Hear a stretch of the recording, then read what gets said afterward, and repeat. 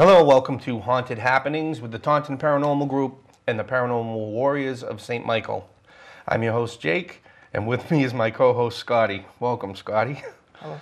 Tonight we have Carl Johnson with us again. Welcome, Carl. Hello there. Last time we just finished up talking about Slater Mill. Just briefly like to touch on that before we go to the next subject. I know you had some photos that you'd like to show. Well, I have a few here. This is me in my capacity as a tour guide at Slater Mill. I'm interpreter staff at Slater Mill, and that's how I dress for the tours. That's for the history of it? Okay. The daytime tours where we go through the museums. The buildings have been restored as museums, talking about the American Industrial Revolution period, because Slater Mill was built and opened in 1793, became the beginning of our factory system in America. Wow. And sometimes people ask me, do you think this mill is haunted? Well, I've worked at Slater Mill for over 4.5 years, and I am convinced that all 3 buildings on the site are subject to paranormal activity. It can happen just as frequently in the daytime as at night. And we have a nighttime program that's going to be starting up again in the spring. The Haunted Mills, Mills and Mysteries, A Ghostly Experience. I developed that program for Slater Mill. So people can come through the old buildings in the evenings and see how spooky they really are. And we've never had a ghost tour where we didn't have some kind of paranormal activity. It can be as faint as footsteps we can't explain or rappings on the walls. People have seen ghosts there. Wow. Right up close and personal. We're going to have to head there one of these days. Yeah. Check it out. And you get to hear some of the history behind the history, some of the lesser-known lore of Pawtucket and Slater Mill area. Now, tonight, we're going to stray from ghosts for a little bit. We have another subject that not only you, but Dina, the other member of Beyond the Veil Paranormal, it was an expedition that you guys had done because of something Dina had seen. Can you tell us a little bit about that, and then we have some video that we can go to? Yes, and I wish Dina was here to share her story of her personal encounter. She has that throat congestion, which seems to be going all over the Northeast. Yeah, everybody's getting hit. I'm just getting over mine. She recorded it for me, so she's not with us today. Sorry, Dina, honey. Dina is founder of Beyond the Veil Paranormal, and I'm co-founder. Dina had an encounter with something very strange and very scary. This was about 20 years ago now. Wow. And Dina was a very young lady. She was out with friends, and they were driving along Tower Hill Road in Cumberland, Rhode Island, and they parked to open some cans of beer, and young people. Right. And they didn't have a chance to break out the beers, because Dina felt that eerie sensation of being watched. And she smelled something acrid. She can only describe it as a cross between dead animal and homeless person. You know, that's how she described it, not my words. And she turned around. They were in a convertible, 4 of them, 4 friends together. And about 10 feet away from them was this creature, a man-like creature. It was perhaps 8 feet tall, covered in black matted hair, with strange black beady eyes, looking eerily human, but not human. And it was just watching them. Now, since then, Dina has taken me to that spot and indicated on a nearby tree that the creature was standing next to how tall it was, and that was over 7 feet tall, closer to 8 feet tall. And they took off. They all started screaming, the guys in the car too. They sped down narrow, winding Tower Hill Road. They flagged down a police car when they saw one, and they were hysterical. They were telling, you've got to get back there. There's something back there you've got to look into. Well, they never heard about any police report, but apparently they weren't the only ones to report seeing that. Wow. And it was traumatic for Dina. She'll still be moved to tears, and she'll start shivering when she tells the story, because it was very vivid to her and very real. She didn't tell anybody about it for years and years. Then when she met me, eventually she shared that story with me. She didn't want to tell me at first. I said, no, I've been into investigating strange things for a lot of years. Please share this with me. Right. But it's not a typical ghost story. It's something unexplained, but something physical, all too physical. Now, Dina brought me out to that site on Tower Hill Road, indicated with a stick how tall this thing was. We went up the trail, showed me where it seemed to move into the woods, and we found a track. Of course, at first I thought this might have been a human track that had become distorted, but it hadn't rained for a while. This was in August of 2009. Yep. So it was baked into the soil, but it was clearly defined. It looked like it hadn't been there for too long. Now I ran and jumped. I had to put all my weight, all my 200 pounds plus, into this sliding jump to make an impression in the hardened soil. But here was what looked like an enlarged human footprint. Then we found another, then we found a third, spaced about 5.5 feet apart. I still thought they were probably human prints, but we had an enigma.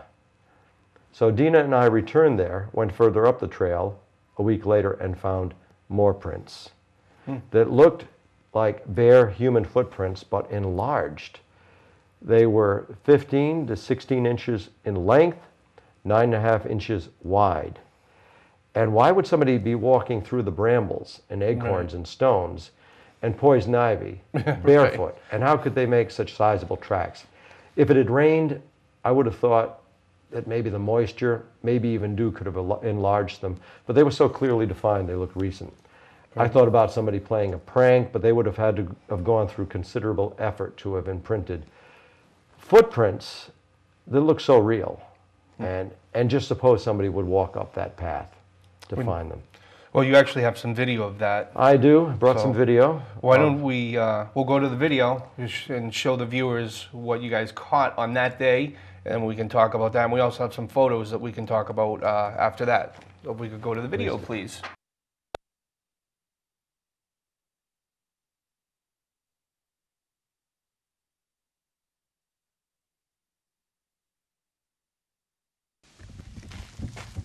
There's 4 of us in a convertible.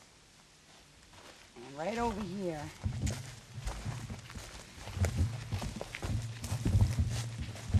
this creature was about, I'd have to say 7-8 feet tall, and he was just standing there like this, like, just standing there. And I could smell him and stink.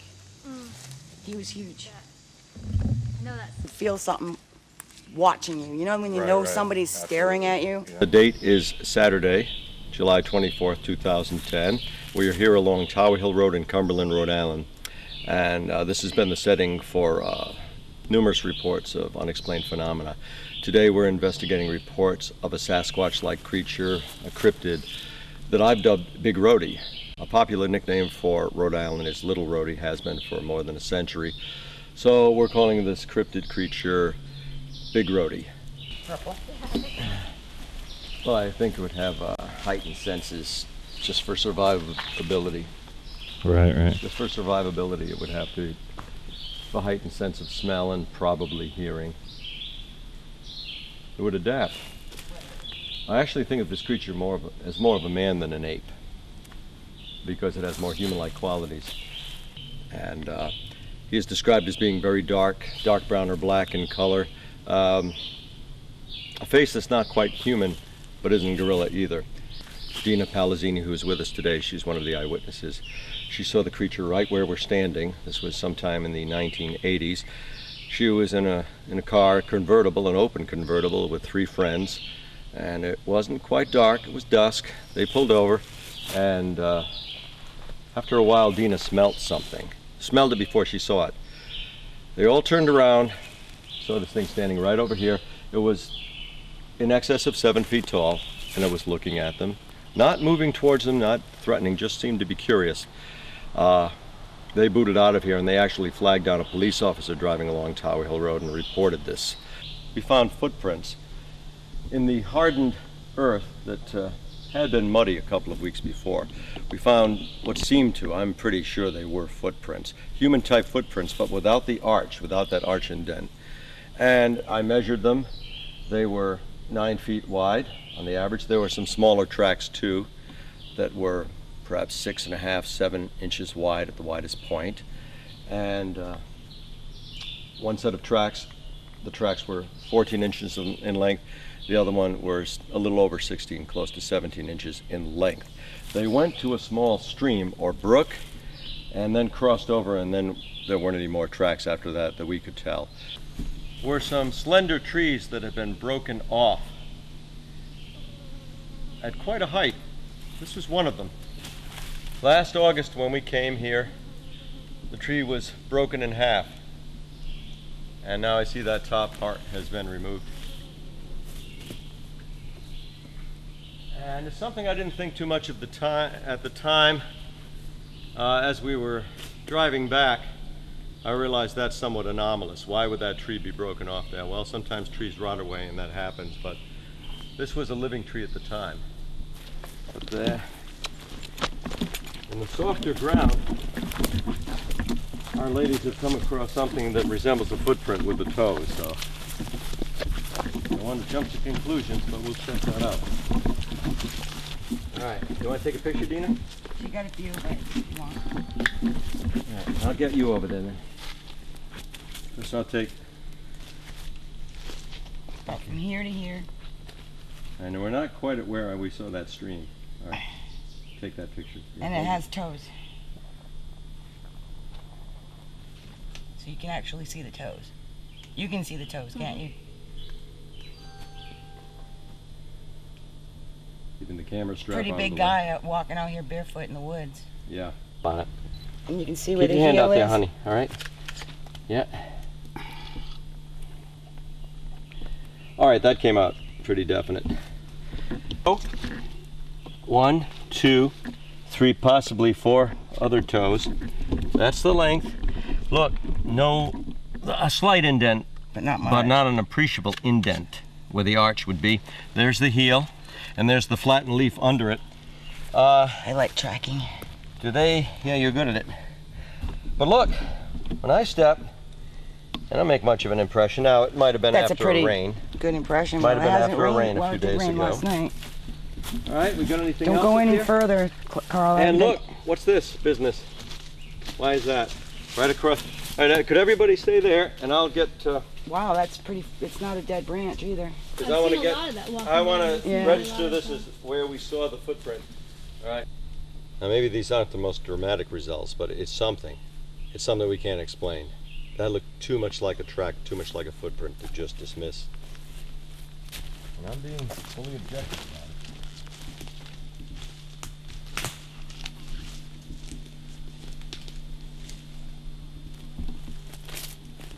And when we return here, maybe a few more in our group, Got it. Something else here. they'll I'm be not impressed sure. by our results. Looks like toe prints, but it could be just my eyes playing tricks on me. It has the same depth of impression that the other one did. 1, 2, 3. Yeah, Do you see him? Okay. Just want to make sure I wasn't matrixing because it's the weird color of the trees are making my eyes kind of. I can actually see it in the camera. Okay, you can see that, Okay, let me get you two guys there. and I can see where the heel would be. You can These are actually coming see out it. good. You look at it even in here, look. Right there. I didn't move any leaves. I didn't do anything. Okay, It looks like a downhill walking that way. like you were describing the downhill. Yeah, you're going to be Does it front follow heavy. along? So it's going to be your toes. Yeah. You know what I mean? We Now, get I you was back this telling way, you can Chris. see in perspective. That I believe there's a cave system down that way. Can you point up to him that way? Carl, Is that the cave system? it's down past that way. I know there's a cave system down there. And we're back from the video. I do want to give credit to Greg Best from Oracle Paranormal. That's the guy that did the videotaping of that. I have to say, that was fantastic video footage. I thought it was done well. It was very informative, like a documentary. And just those footprints alone were amazing. Yeah, he's a good filmmaker. He's been at it for a while, and he always documents his paranormal investigations. And we were very fortunate to have him and his sister, Chris Stepney, who's pretty much their technical computer graphics person. She was filming as well and taking still pictures, and they helped us to document that expedition, which took place last July 24th, 2009. And I've given a name to this enigma. I give it a pet name. Its classification, which I give it, is Hominum hylocomium tenebrosus, which in Latin means dark forest-dwelling man. Because it definitely seems more human than animal, especially the feet, the footprints. The toes are not widely splayed like you would find in a primate. Like the great apes always have that hand-like foot. Right. This thing had a more human-like foot. But its nickname is Big Roie. Big Roie. Comes from Little Roie. The nickname for Rhode Island is Little Roie, so I call this guy Big Roie. We've had some kind of scary moments out there doing our research for Big Roie. Oh, I'm sure. I thought it was interesting that you could actually see the toe imprints Yeah. in the ground. How can you be sure it was a footprint? I mean, would you venture to say that it stands up rather than on all fours? Because I was there. No, of course, I thought of, could this be a bear? Because sometimes bear tracks, they'll repeat themselves. The bear's hind foot will step into the front foot, and it looks like biped tracks. But no, this was clearly a set of bipedal prints, looking human. I scrutinized them. Now, we didn't take casts. We didn't have the plaster casting material at the time. Oh, that's too but bad. we do now. But we have to find some definite tracks for them to be deep enough to cast and then brush away the leaves with a whisk broom. So we're prepared should we find more tracks. Now, we also have some photos from that expedition. So if we could go to the photos, please. There's some really good photos here. Oh, You could narrate what Yeah. we're looking at. Well, in between Dina and myself is Rosemary Ellen Guiley and other members of our team that day. That's a noted author. She's come out with 42 books now. Oh, wow. Yeah, and they're not small books. They're tomes. They're Encyclopedia of Demons, Encyclopedia of Angels.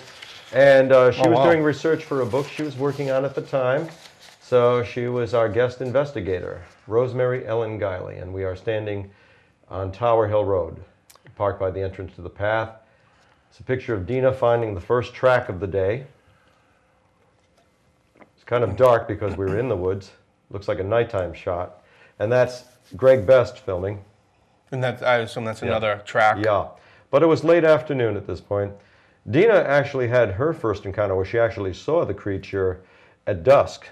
Wasn't quite night yet. I haven't seen it. I've had some, as I mentioned, some scary moments out there. Well, one in particular. Yeah, there's a member of our team.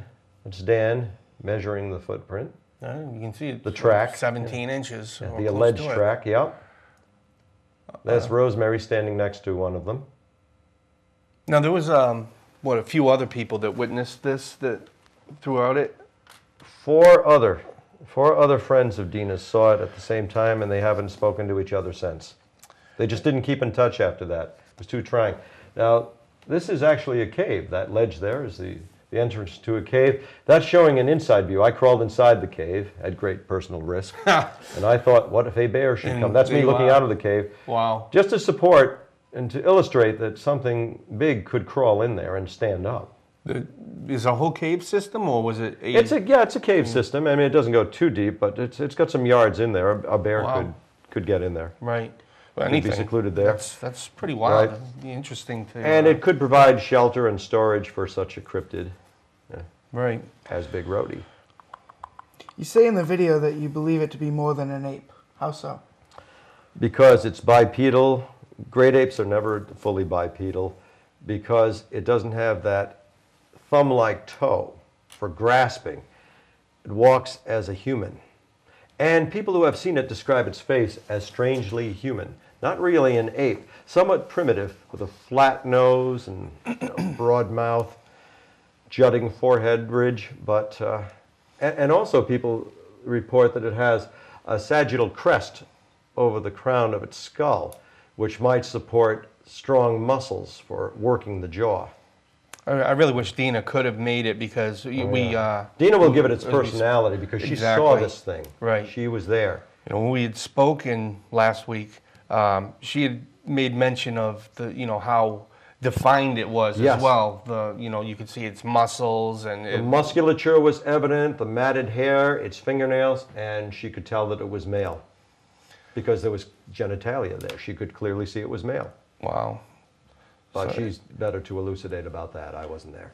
And then I mean, if somebody was wearing a suit to say. Yeah, to think you know, that somebody was in a costume, we have to suppose that this person went through the expense and the trouble of having an elaborate suit made, was standing out at this obscure region at Tower Hill Road thinking maybe somebody will pull over, somebody that doesn't have a shotgun in their back seat or their trunk, Exactly. that somebody's just going to pull over and they're going to scare the people who pull over. And they're going to have to park their car probably half a mile away and walk, lugging this costume, get dressed in the woods on a hot summer night and just wait Yeah. there. And plus, the sun hadn't even fully set at this point. So it's just too much of a strain on the credibility to think that somebody was actually engineering this as an elaborate hoax. And to what end?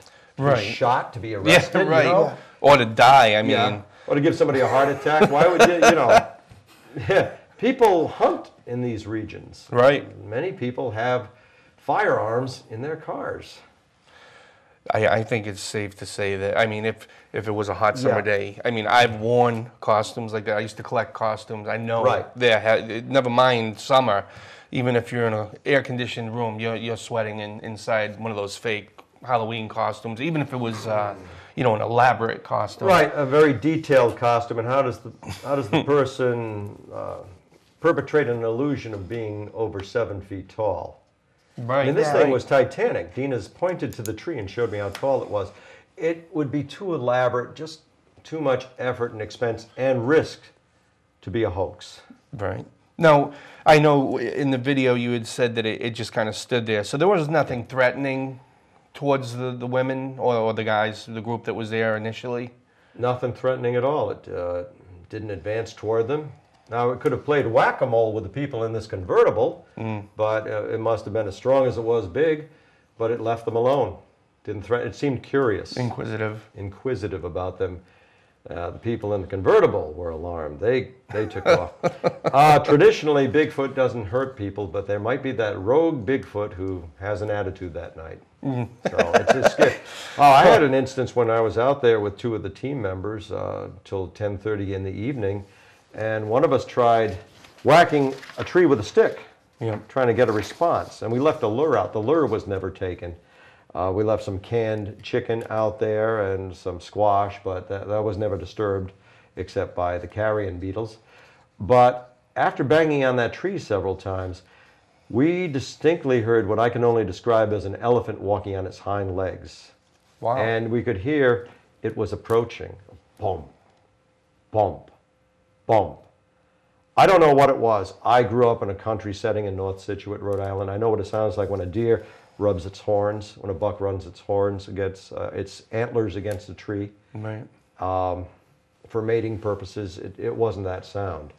It was a thumping, and we could actually feel a reverberation in the ground. It was something at an appreciable distance, fortunately, but at that time I knew if it got closer, I wouldn't stand my ground. I would have to get out of there. I was only too glad to leave then. So the instinct of survival took over my curiosity. I stayed there for a while, long enough to hear that it was approaching, or sounded like it was coming towards us. But the other team members were frightened too. Dina wasn't with us that night, but boy, we had a story to tell her when we got home. At least we had results. But I got to experience that mixture of thrill of discovery, and trepidation, terror. Knowing if it got any closer, I would not have stayed there. Wow. Now, how many times have you guys been to investigate the area? Been out there 6 times to that location, and we have other areas we want to explore. We want to explore a site in Cranston, Rhode Island, where this was seen. A friend of mine gave a very vivid description of what he saw when he was 15 years old, he and his cousin, and this was the middle of the day. And boy, what they described. And this is somebody who doesn't claim to believe in ghosts. He says, I haven't seen one, so I don't believe it, but this I saw. Now, the accounts, I know Dina quite some time ago, and you said his was 15 years prior. Have there been any? His was a little more recent. His Yeah. was 1993. Okay. So it's gone from here to here. In timeline. Oh, yeah. I mean, since I've become somewhat known as a Bigfoot researcher, people know I'm investigating that, some people have come forward. They usually want to maintain their anonymity, But some people have told me they had a sighting, and they are so sincere. You know, when you've been at paranormal investigation or even police work, if you've been investigating for a while, you know when somebody has a ring of veracity to what they're saying. Yeah, if they're Because being they'll make the genuine eye or- contact, they don't want to be known for it. Yeah. I've Well, heard there's a few certain accounts. demeanor too. You can tell. I mean, if somebody's Yes. actually seen something, there's a definite Yeah. demeanor in their personality. And why would somebody want to And get they're in on sincere. this if they weren't telling the truth? What do they gain from it? Now, what's controversial, of course, is the true. Roger Patterson film that was filmed in 1967 in Bluff Creek, Northern California. And that shows the famous BigFoot, a female, turning, looking at the camera, and then moving on.